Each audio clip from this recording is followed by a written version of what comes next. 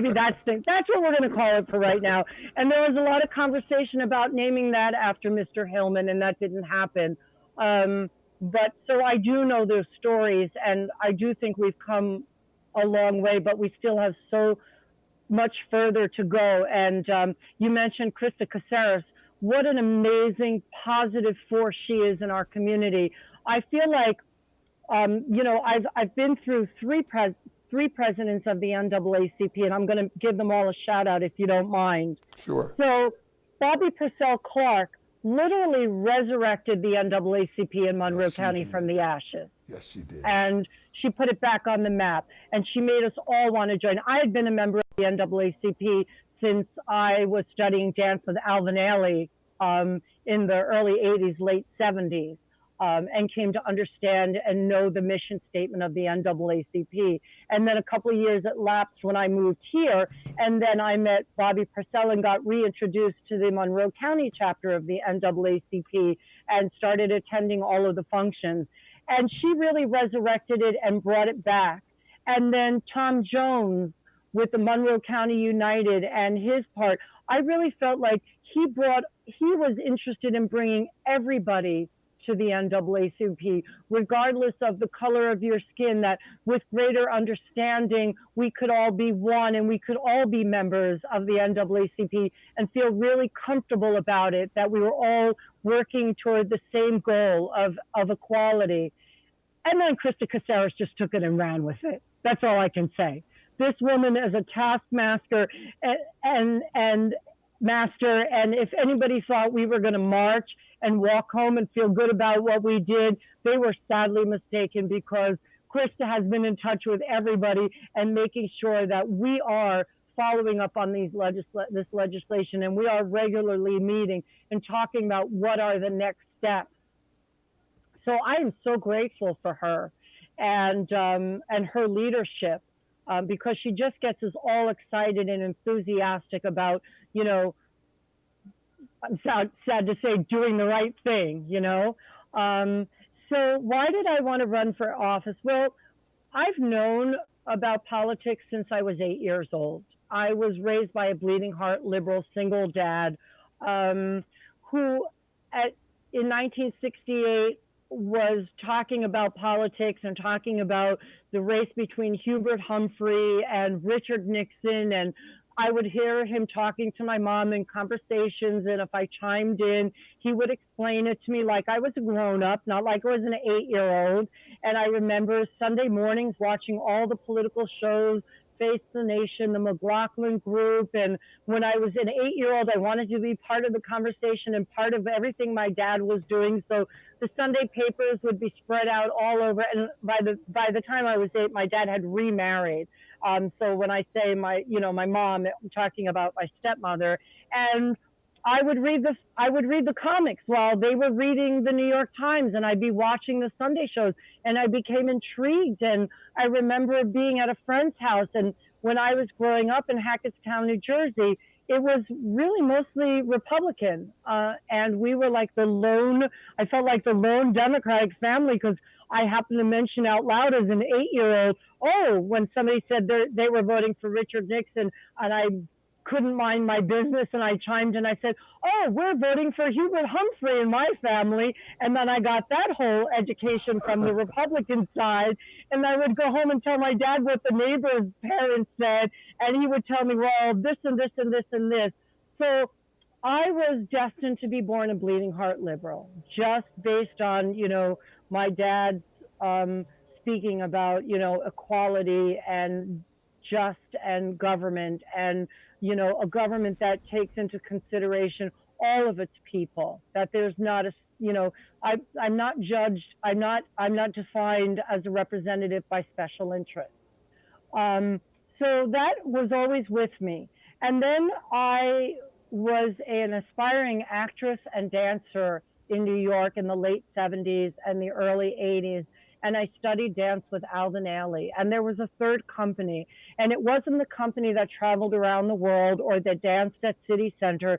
It was the company that went to Bedford-Stuyvesant, that went to Flatbush, that went to Harlem, and brought the Saturday dance opportunities to kids living in the inner cities. And this was an opportunity for students and for children and their families to come to Schubert Alley, the Minskoff Theater. Alvin Ailey was on top of the Minskoff Theater in Schubert Alley at that time, and literally look down on Broadway in a way that a young child could have a vision and had dreams that, you know, they were learning Dunham, African dance and modern dance and jazz and tap, and they were dancing to live music and African drums. And so the world had possibilities. And then, sad to say, Ronald Reagan became president. And within 6 months of that, he and the legislature had slashed the National Endowment, the funding to the National Endowment of the Arts, so drastically that we lost that third company. So here was an opportunity that really elevated children that never got the opportunity. And I was cognizant all the time of, you know, the projects, because I lived not too far from the projects on Amsterdam when I lived on Amsterdam and 113th Street. So I was cognizant of the way, you know, we were building projects in the 60s and the 70s, and we were trying to keep everybody uptown, if you get my drift. And so we were looking at clinics uptown, and so that nobody ever ventured down below, you know, 110th Street or, you know, 98th Street. And I could see that that was just, it was wrong. And that why were we doing that? And why were we creating this disparity of the have and the have-nots? And then that, for me, with Ronald Reagan, that of course moved over to the LGBTQ community. When my friends, when I was dancing and studying dance with Alvin Ailey, most of my male friends were gay, and they were men, and we started, you know, people started dying, and we didn't know what AIDS was, and we didn't put a name to it, but we knew my friend Sam was in the hospital and he had pneumonia, and then his organs started shutting down, and very quickly he was dead. But nobody was talking about this. And I remember standing on the corner when the gay men's health crisis, which is now very influential in New York and across the country, was the, you know, the gold standard for LGBTQ equality and how we treat people who came down with AIDS, not as lepers, but somebody who, you know, had an unfortunate and deadly disease that we needed to find a cure for and a treatment. I was part of that community that stood on the corner handing out condoms and flyers that said, please, please, there's this deadly disease. We only know it as AIDS, and it's killing our gay community. Please use this condom. Please practice. You know, as we're talking about social distancing in the pandemic, we were talking about safe sex for LGBTQ community. And by and large, Ronald Reagan ignored that. And we had people like Jerry Falwell calling it the gay curse. So I became involved then. So I eventually left Manhattan and moved to Queens. And I learned Shirley Chisholm was my congresswoman at the time for a very short time. And then she was, then Geraldine Ferraro ran and she won. And I worked on Geraldine Ferraro's campaign for the House of Representatives and Congress. And that's when I really became so involved in politics from that perspective of knocking on doors and engaging with people and trying to change the hearts and minds of people on the issues that were, you know, that were important to the Democrats. And so I was always involved in a campaign, rather in a, whether it be in a paid or a volunteer capacity. And then I got married, and I was married for about 11 years, and then I got divorced, and all of a sudden I found myself as a 33-year-old single mom who had only ever been an aspiring actress or a waitress. And I thought, well, this is not going to sustain raising two children. So I went back to school during the Clinton administration, where Bill Clinton was saying, hey, you should go back to college. We're making, you know, federal dollars available, and whether it were grants or loans, there was more money than ever, and there were these programs where you could go to school and you could work, or if you were, there were these unemployment programs where if you were unemployment and you were looking to better yourself either by going to school or learning a trade or a skill, those opportunities were available to you in ways that we have abandoned since then. So I went back to school, you know, as a 33-year-old single mom with a 6 and a 9-year-old, and I went to Marymount Manhattan College, which was the alma mater of my mentor, Geraldine Ferraro. So at 40 years old, I was marching against the war in Iraq. I was working for Senator Hillary Clinton's campaign, who was running for the Senate. And when I graduated in 2005 from Marymount Manhattan College, the culmination of my hard work came to fruition in that Geraldine Ferraro was one of our commencement speakers at her alma mater, introducing Senator Hillary Clinton, who was the senator who I'd worked on 2 of her campaigns. And at that point, moving forward, I knew that I was always going to be involved in government and in good policy. And there's an element to my personality that is a strong-minded, some might say a bully. I might say an advocate for the good. If you're standing in the way of something that I think is right and just, then I am going to be a bully until you change your mind, or I go around you and I build a base of people who will support what we know is right and be stronger than you are and get our message heard. So I worked first in Monroe County in 2010. I was hired as a NEPA field organizer. So let me backtrack. I moved to the Poconos right after I graduated from college at 45. Realized that a bachelor's degree pretty much got you a $25,000 a year job, the same job I didn't need an education for in New York. So I said to my now husband, Roy, I have to go back to college. I have to get a master's degree. I knew that at 45 years old, Fortune 500 companies were not snatching me up. They wanted younger people that they could train, that they weren't so opinionated, that weren't so set in their ways. And so I knew that there were 2 areas in which I would never be too old to work in: politics and academia. So I said to my husband, I said, I have to go back to school and I have to get a master's degree to complement my undergraduate degree in political science. So I pursued a master's degree at Marywood University in Scranton, and I got my master's in communications.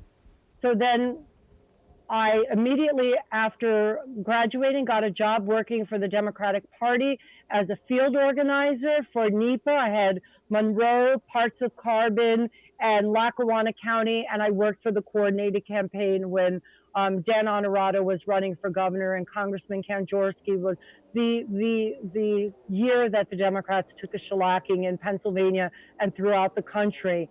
And then right after that, I started teaching. And then in 2012, the chair of the Democratic Party asked me if I would run. And I ran against someone who I work very closely with now, Senator Scavello, who was Representative Scavello back then. And I ran and I gave him a run for his money. In a presidential year, I think slightly over 3,000 votes separated us, which apparently was a pretty good feat for coming from, you know, relative obscurity.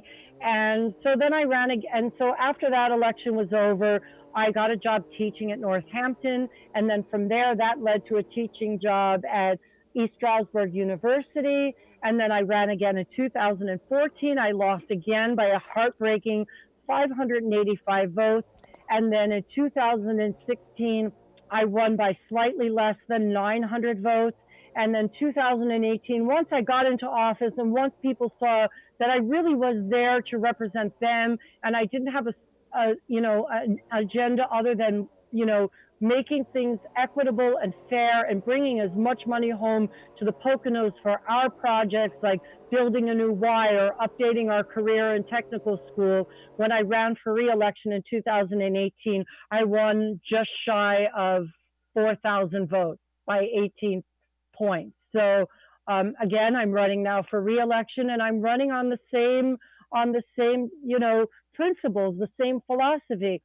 Keep my head down and do my job, and try to be responsible for as much good policy and good legislation, and making it fair and equitable for all of the people who live in the 115th, and in a broader sense, all of Monroe County, and then Pennsylvania as a whole.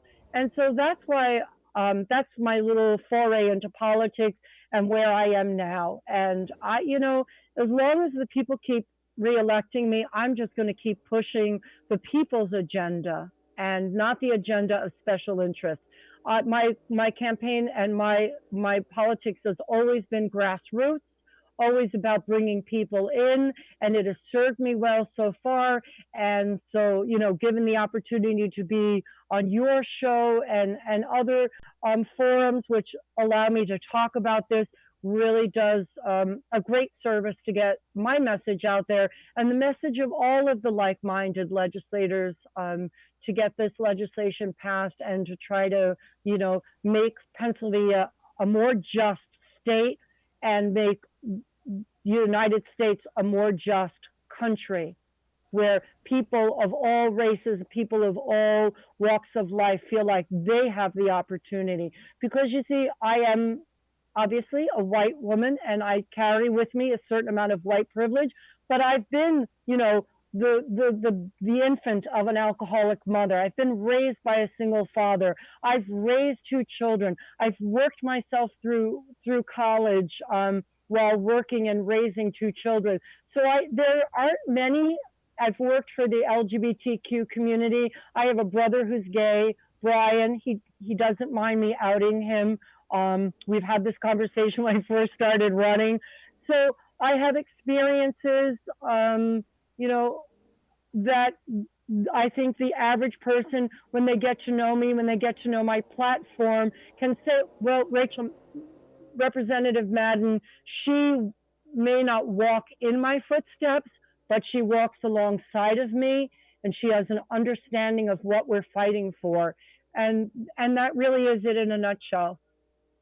So, and you have to excuse my noise in the background, so when we talk about what you're doing, let's talk about some of your accomplishments since you've been in your seat. Let's talk about some of those things that you brought to the Poconos and what you have accomplished already.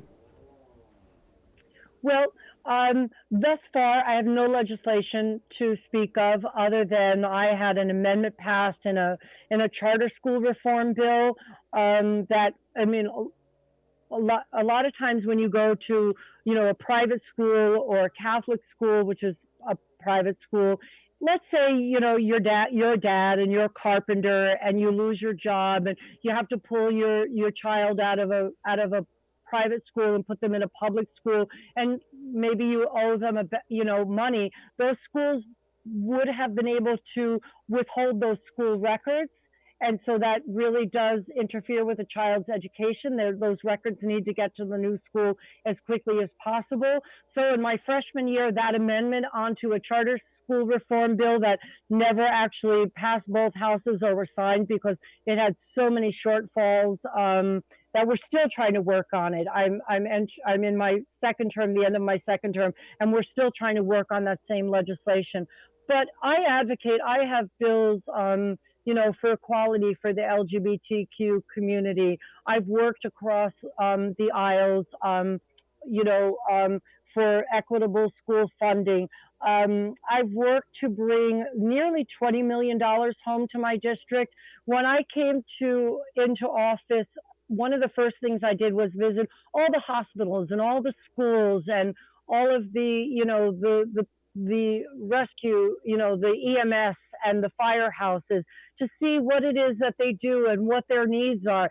And the thing that stood out was Monroe Career and Technical School. The students in their welding classes, when they graduated, they had to go and get certified somewhere else because their welding equipment was in excess of 40 years old. So the equipment they were training on was not even the equipment they could be certified on. And they needed less than $200,000, like $185,000. And I thought to myself, how is that a thing?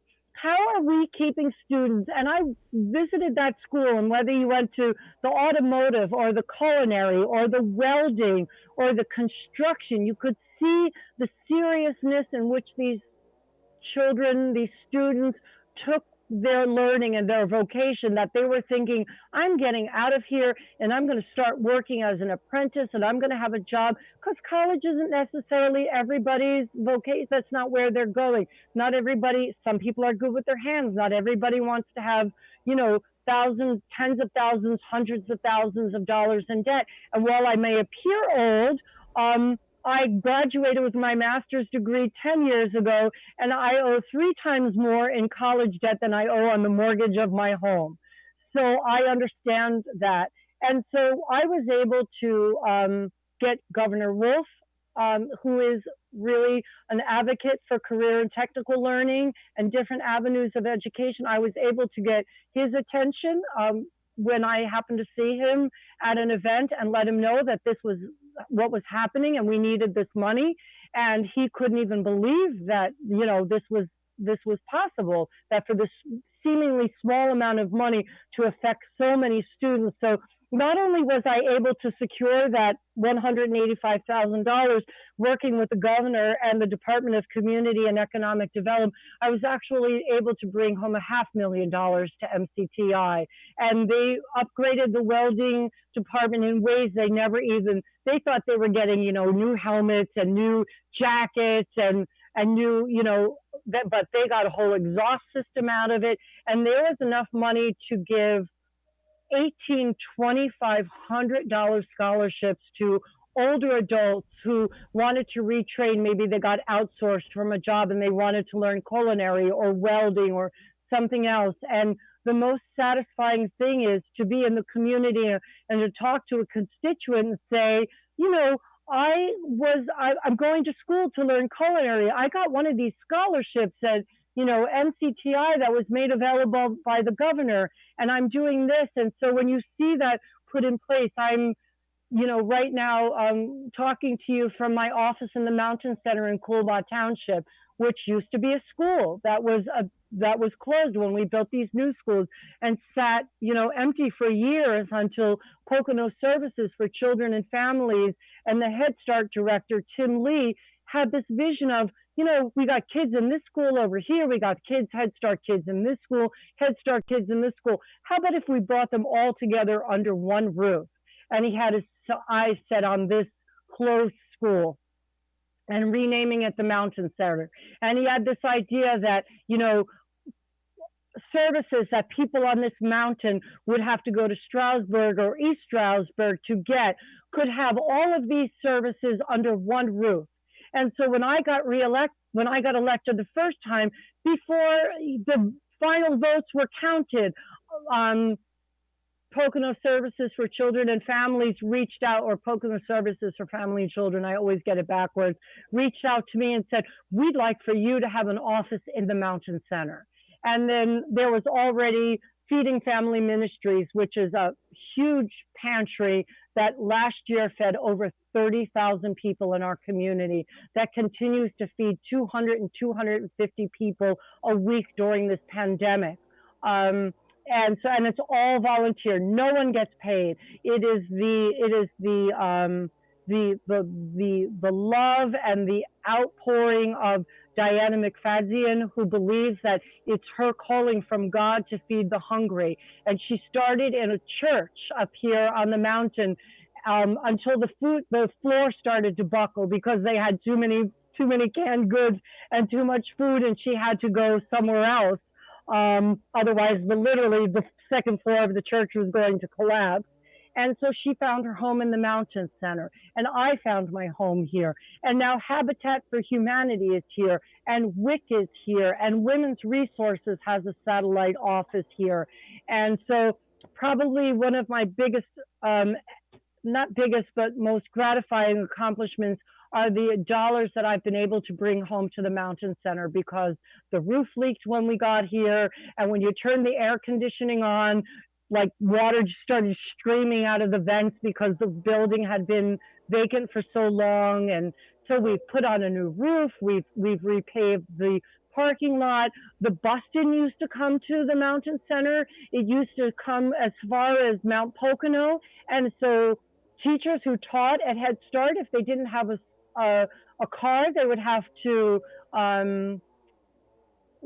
lift or get other means of transportation, and that was costly for these few 4 or 5 miles.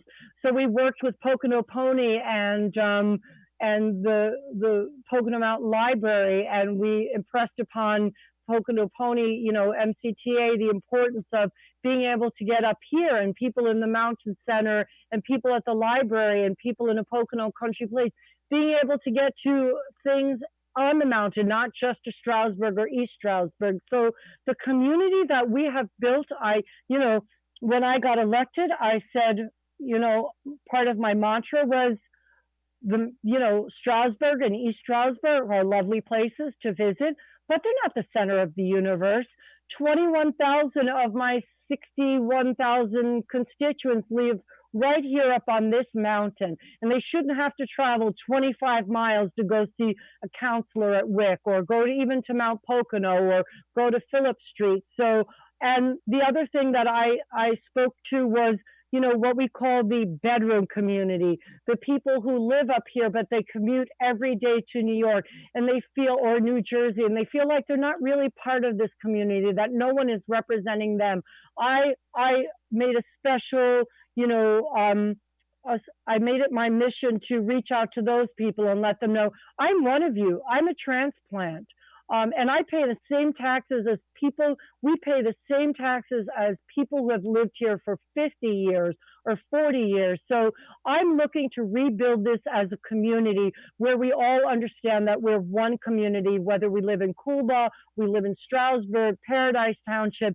And I have to say organizations like the NAACP and Monroe County United and Pocono Services, and under the direction of Michael Tukiva, Pocono Mountains United Way, and even the Pocono Mountains Visitors Bureau have done such a good job of being inclusive and reaching out to everyone in our community. So I think probably bringing dollars, much needed dollars, home to my community and trying to unite us and become one community.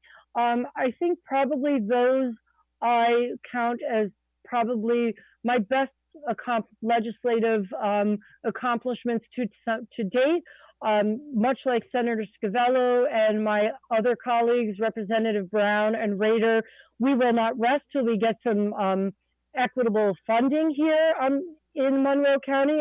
Even though we passed an equitable funding bill, there are 185 school districts, and we are one of them that still falls short of other school districts. And property tax equity, those things. Our median income, they say it's about $52,000 in Monroe County, but there are parts of Monroe County that live in abject poverty. So we cannot have a $7.25 minimum wage. And the Senate passed a minimum wage increase that would get us to $9.50 in a couple of years. And to me, I say, are you kidding me? It should be $12 right now, and in a couple of years we get ourselves up to $15, and we have regular increases yearly until we get up to $22 to $24. Because according to the Department of Labor, the average production of a worker, whether it be at Amazon or Walmart distribution center, or the production, if they were getting paid by their work ethic, it would be between $22 and $24 an hour. And that we're saying, yay, we got to get that $15 or $17 an hour job where it's backbreaking work and you come home dead dog tired. That's not worth $15 to $17. That's a $22 to a $24 an hour job. And whether you're washing dishes at Burger King or you're the CEO of a company, if you have a work ethic and you're going to work every single day and you're giving your employer the best you have to give, I'm sorry, That's not a $7.25 an hour job. And when you drive through the drive-through of a Burger King or a McDonald's or a Taco Bell, you see that those are not high school jobs, as many of my colleagues on the other side of the aisle would like to talk about. You see those are adults, those are grown-ups, and even the average college student. I have a young girl working for me who just graduated from ESU. While she was going to school full-time, she had 3 jobs and was going to school full-time because she couldn't make enough money at one job. That has to end in this state and in this country. The top 1% cannot hold more wealth than the bottom 90%. Those are the conversations that we need to have always. And we know that those jobs that don't pay enough disproportionately affect people of color and minorities. And so those are equality conversations, just like Black Lives Matter, just like good policing, just like criminal justice reform. As far as I'm concerned, a minimum wage and a fair wage, that is an equality position. That is an equality platform when we understand the racial disparity in income inequality. Well, I'm so glad you were on with us, and you have done that as well, as we say. To those of you who don't know who that came on late, we were dealing with State Representative Maureen Madden of the 115th District here in the Poconos. And so I want to say to you, I thank you for joining us. And I want to come back to you, Ms. Maureen, to tell us how we can get in contact with you if someone wants to talk to you, ask you questions, how they get in touch with you. Sure. So my email address is repmadden@pahouse.net.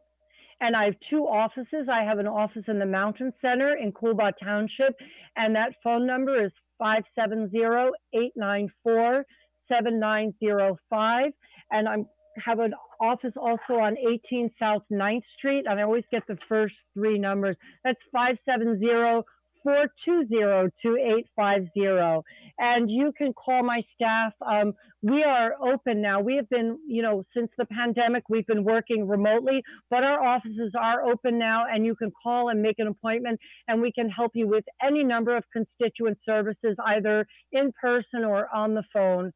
And I'm just, I'm so grateful to you, Bishop Pierman, for giving me the platform to speak and to share with you my concerns and the things that I'm working on for Monroe County and for Pennsylvania. And anytime, you want me to come back, I'd be more than happy. I'd be honored to come back. Well, I'm looking forward to having you back, and I'm thanking you for joining us. And to all of you who joined in today, listen, there's something you can do.